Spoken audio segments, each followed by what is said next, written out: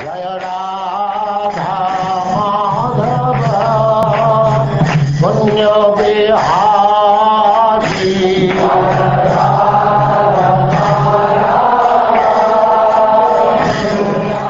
And now chapter 21, Instructions by Maharaja Prthu.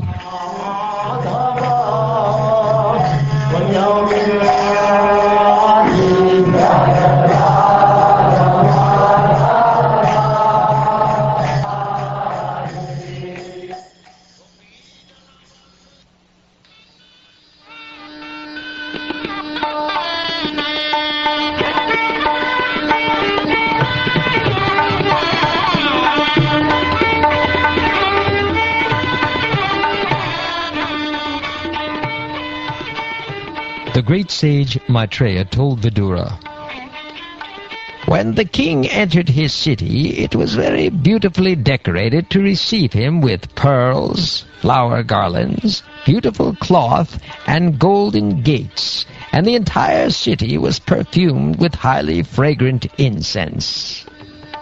Fragrant water distilled from sandalwood and the guru herb was sprinkled everywhere on the lanes, roads, and small parks throughout the city, and everywhere were decorations of unbroken fruits, flowers, whetted grains, varied minerals, and lamps, all presented as auspicious paraphernalia. At the street crossings there were bunches of fruits and flowers, as well as pillars of banana trees and betel nut branches. All these combined decorations everywhere looked very attractive. As the king entered the gate of the city, all the citizens received him with many auspicious articles like lamps, flowers, and yogurt. The king was also received by many beautiful unmarried girls, whose bodies were bedecked with various ornaments, especially with earrings which collided with one another. When the king entered the palace, conch shells and kettle drums were sounded, priests chanted Vedic mantras, and professional reciters offered different prayers. But in spite of all this ceremony to welcome him, the king was not the least bit affected. Both the important citizens and the common citizens welcomed the king very heartily, and he also bestowed upon them their desired blessings. King Prthu was greater than the greatest soul, and was therefore worshipable by everyone. He performed many glorious activities in ruling over the surface of the world, and was always magnanimous. After achieving such great success, and a reputation which spread throughout the universe, he at last obtained the lotus feet of the Supreme Personality of Godhead.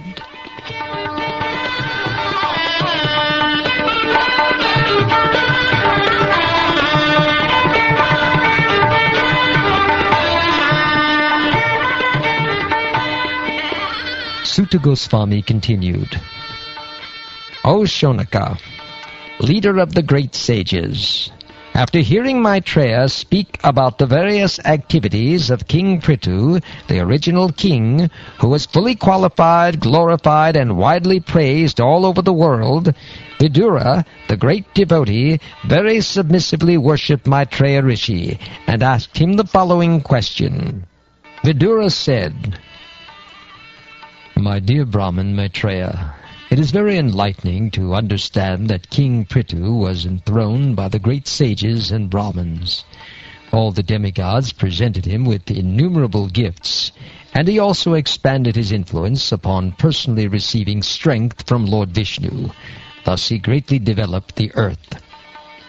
Prthu Maharaj was so great in his activities and magnanimous in his method of ruling that all the kings and demigods on the various planets still follow in his footsteps. Who is there who will not try to hear about his glorious activities? I wish to hear more and more about Prthu Maharaj, because his activities are so pious and auspicious. My dear Vidura, King Prthu lived in the tract of land between the two great rivers, the Ganges and the Yamuna. Because he was very opulent, it appeared that he was enjoying his destined fortune in order to diminish the results of his past pious activities.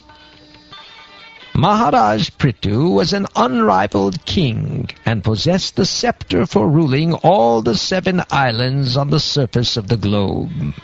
No one could disobey his irrevocable orders but the saintly persons, the Brahmins, and the descendants of the Supreme Personality of Godhead, or the Vaishnavas.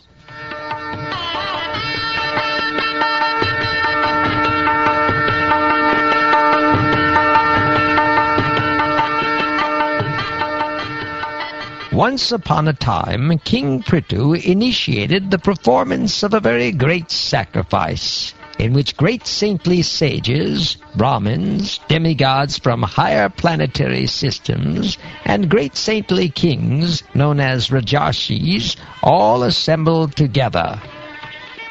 In that great assembly, Maharaja Prthu first of all worshipped all the respectable visitors according to their respective positions. After this, he stood up in the midst of the assembly, and it appeared that the full moon had arisen amongst the stars. King Prithu's body was tall and sturdy, and his complexion was fair. His arms were full and broad, and his eyes as bright as the rising sun. His nose was straight, his face very beautiful, and his personality grave. His teeth were set beautifully in his smiling face. The chest of Maharaja Prthu was very broad, his waist was very thick, and his abdomen, wrinkled by lines of skin, resembled in construction a leaf of a banyan tree. His navel was coiled and deep, his thighs were of a golden hue, and his instep was arched. The black, slick hair on his head was very fine and curly, and his neck, like a conch shell, was decorated with auspicious lines. He wore a very valuable dhoti, and there was a nice wrapper on the upper part of his body. As Maharaja Prthu was being initiated to perform the sacrifice, he had to leave aside his valuable dress, and therefore his natural bodily beauty was visible. It was very pleasing to see him put on a black deerskin and wear a ring of kusha grass on his finger, for this increased the natural beauty of his body. It appears that Maharaja Prthu observed all the regulative principles before he performed the sacrifice. Just to encourage the members of the assembly and to enhance their pleasure, King Prthu glanced over them with eyes that seemed like stars in a sky wet with dew. He then spoke to them in a great voice. Maharaja Prithu's speech was very beautiful, full of metaphorical language, clearly understandable and very pleasing to hear. His words were all grave and certain. It appears that when he spoke, he expressed his personal realization of the absolute truth in order to benefit all who were present. King Prthu said, "O gentle members of the assembly, may all good fortune be upon you. May all of you great souls who have come to attend this meeting kindly hear my prayer attentively. A person who is actually inquisitive must present his decision before an assembly of noble souls.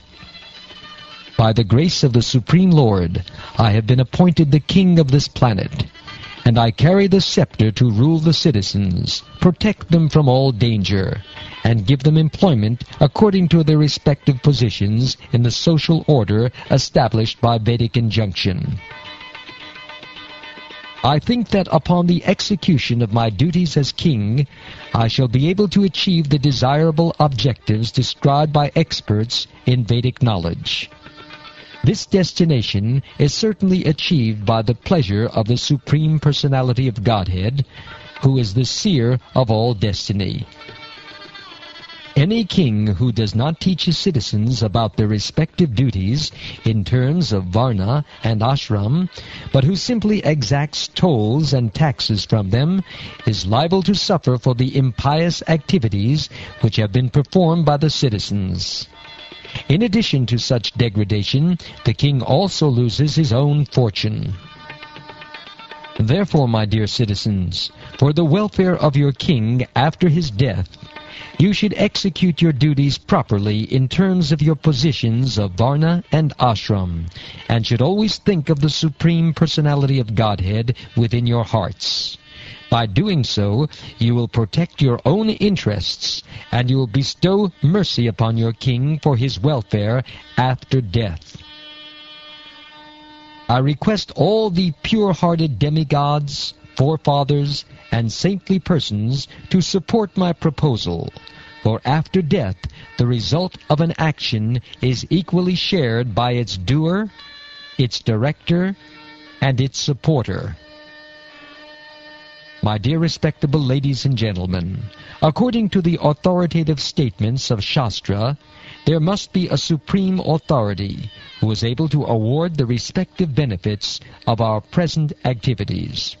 Otherwise, why should there be persons who are unusually beautiful and powerful both in this life and in the life after death? This is confirmed not only by the evidence of the Vedas, but also by the personal behavior of great personalities like Manu, Uttanapad, Dhruva, Priyavrata, and my grandfather Anga, as well as by many other great personalities and ordinary living entities, exemplified by Maharaj Prahlad and Bali, all of whom are theists, believing in the existence of the Supreme Personality of Godhead, who carries a club.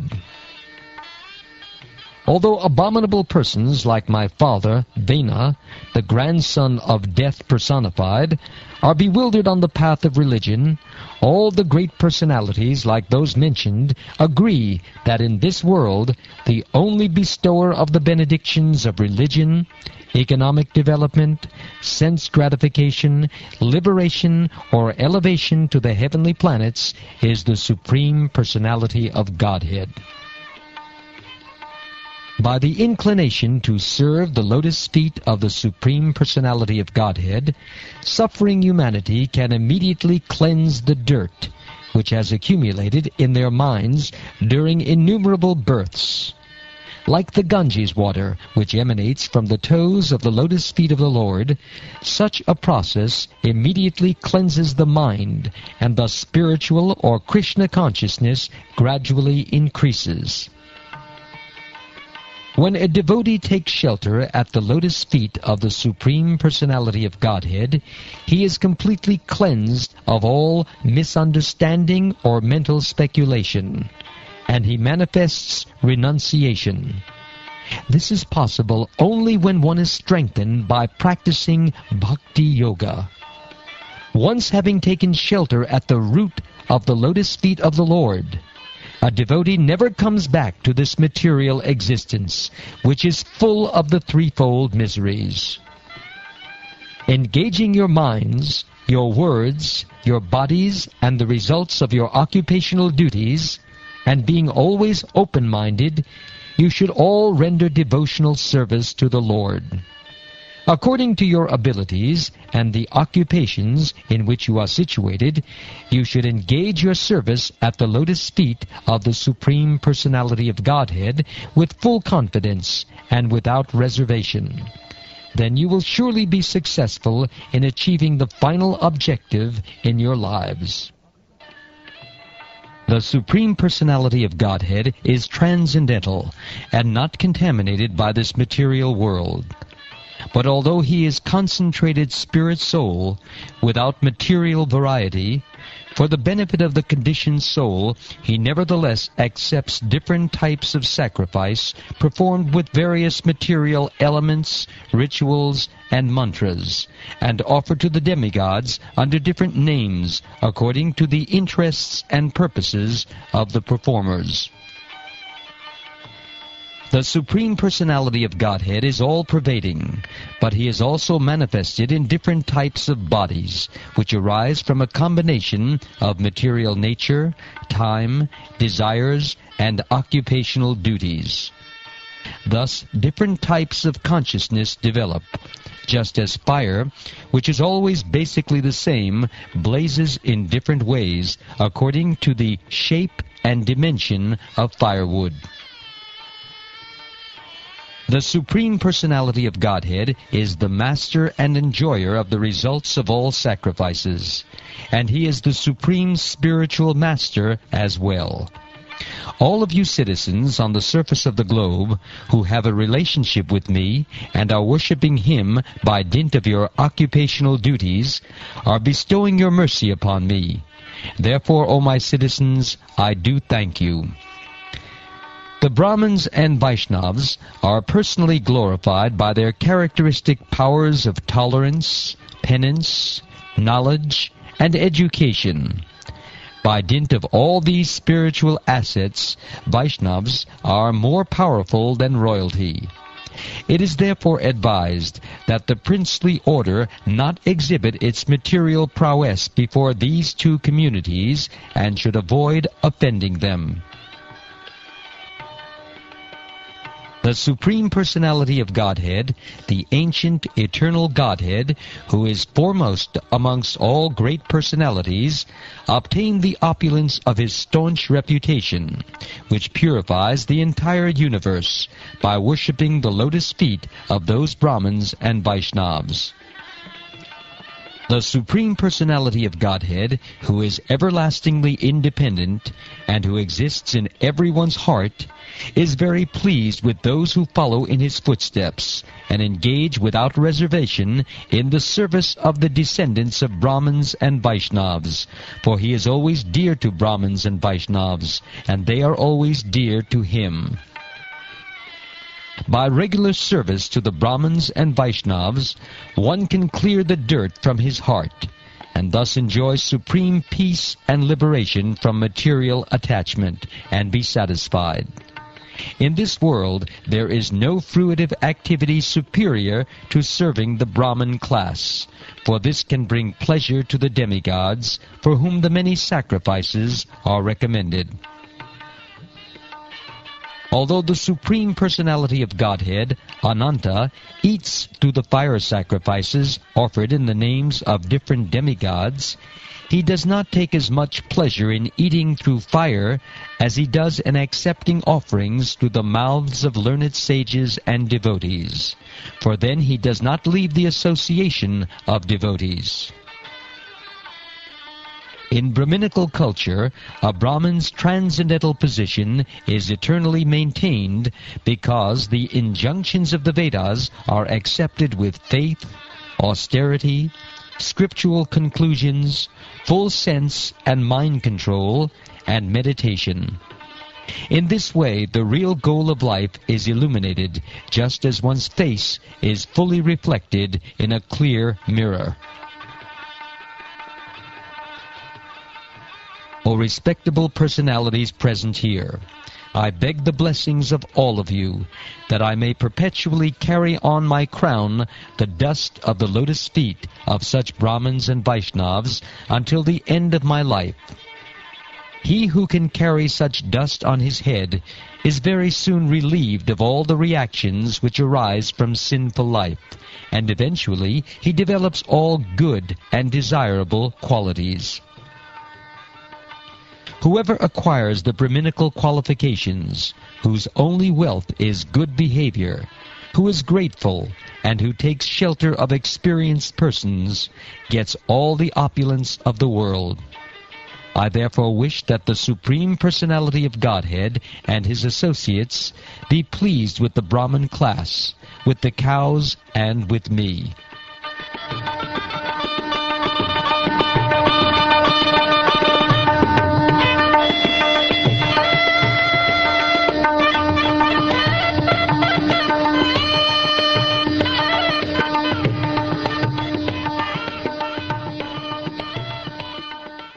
The great sage Maitreya said, After hearing King Prthu speak so nicely, all the demigods, the denizens of Pitraloka, the Brahmins, and the saintly persons present at the meeting congratulated him by expressing their goodwill. They all declared that the Vedic conclusion that one can conquer the heavenly planets by the action of a putra or son was fulfilled. For the most sinful Vena, who had been killed by the curse of the Brahmins, was now delivered from the darkest region of hellish life by his son, Maharaja Prthu.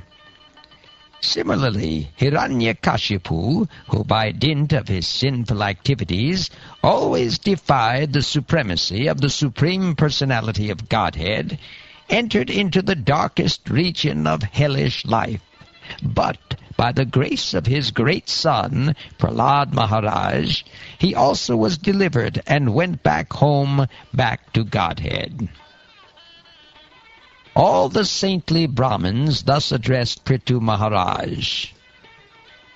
O best of the warriors, O father of this globe, may you be blessed with a long life, for you have great devotion to the infallible Supreme Personality of Godhead, who is the master of all the universe. Dear King Prthu, your reputation is the purest of all, for you are preaching the glories of the most glorified of all, the Supreme Personality of Godhead, the Lord of the Brahmins. Since, due to our great fortune, we have you as our master, we think that we are living directly under the agency of the Lord. Our dear Lord, it is your occupational duty to rule over your citizens. That is not a very wonderful task for a personality like you, who are so affectionate in seeing to the interests of the citizens, because you are full of mercy. That is the greatness of your character. Today you have opened our eyes and revealed how to cross to the other side of the ocean of darkness. By our past deeds and by the arrangement of superior authority, we are entangled in a network of fruitive activities and have lost sight of the destination of life. Thus we have been wandering within the universe. Dear Lord, you are situated in your pure existential position of goodness. Therefore, you are the perfect representative of the Supreme Lord. You are glorified by your own prowess, and thus you are maintaining the entire world by introducing Brahminical culture and protecting everyone in your line of duty as a Kshatriya.